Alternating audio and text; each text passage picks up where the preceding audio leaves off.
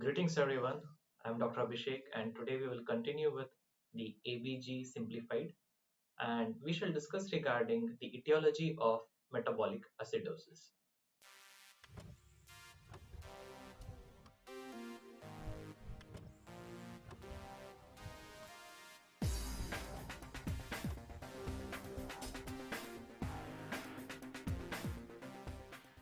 In this video, we shall discuss regarding the following topics.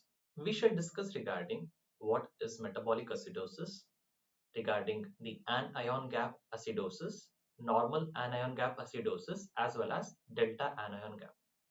This topic is very essential in your entrance exams as well as clinical scenarios. Let's begin with what is metabolic acidosis. Metabolic acidosis is when there is fall in the plasma bicarbonate less than 22 milliequivalents per liter associated with fall in pH. So here what I would recommend is to look at the arrow. Whenever you have an ABG, a simpler way of assessing the metabolic status is by marking an arrow. So as we see the bicarbonate when they decrease, the pH also reduces. In metabolic component, all the arrows are directed in a same direction. The other component or the compensatory factor when bicarbonate reduces is your carbon dioxide. So the compensation is by reduction in carbon dioxide. That happens by the lungs hyperventilating, flushing out the carbon dioxide.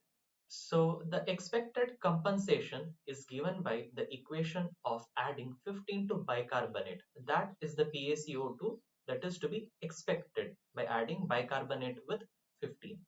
Moving on to anion gap acidosis.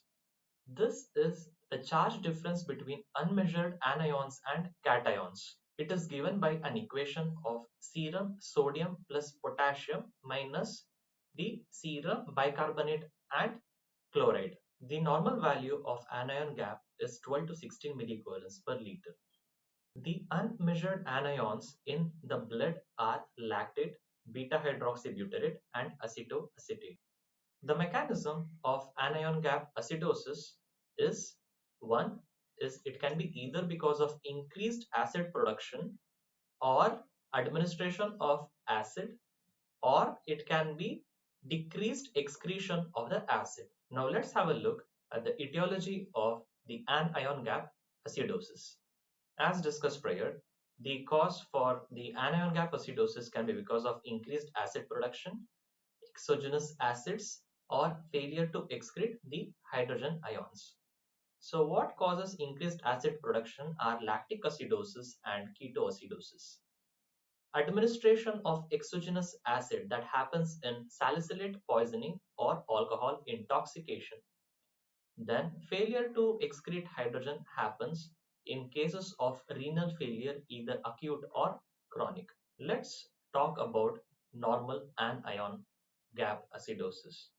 Normal anion gap is when anion gap is less than 16 milliequivalents per liter. The mechanism is as follows. Here it occurs due to excessive bicarbonate loss or due to decreased acid excretion. It is characterized by absence of any pathologic anion. And here what happens is the chloride is increased to maintain the electron neutrality. Let's have a look regarding the etiology of normal anion gap acidosis. The etiology is as follows. It can be because of excessive loss of bicarbonate.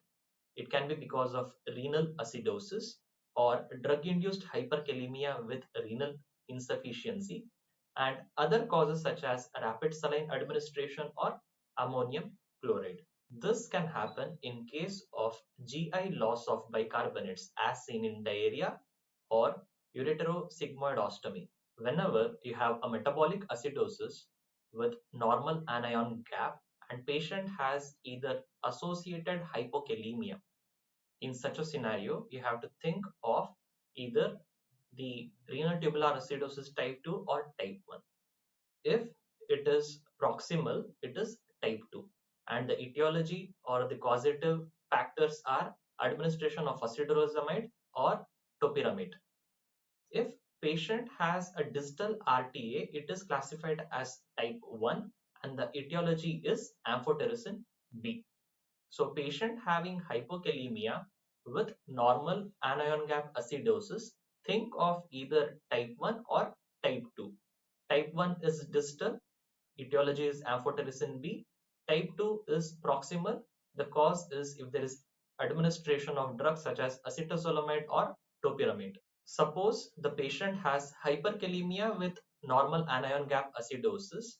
You have to consider type 4 renal tubular acidosis. It involves generalized distal nephron dysfunction.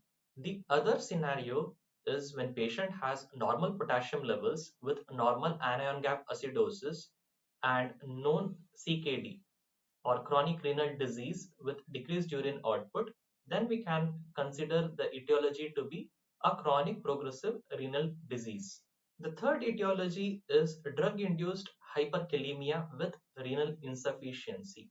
This happens with administration of potassium-sparing diuretics, ACE inhibitors, angiotensin receptor blockers, or NSAIDs. Moving to the next important topic, it is the delta anion gap. The delta anion gap is useful in measuring other associated metabolic disorders. So when do we check the delta anion gap? Whenever the patient has an ion gap acidosis, what we are supposed to do is we have to measure the delta anion gap. The delta anion gap is calculated by the formula of the calculated anion gap minus 10 divided by the serum bicarbonate minus 25. If the ratio is more than 1, it implies that there is associated metabolic alkalosis as well. And this concludes our topic on the etiology of the metabolic acidosis. And these are my following references. In the next video, we shall discuss regarding the clinical manifestation and interpretation of metabolic acidosis. Thank you.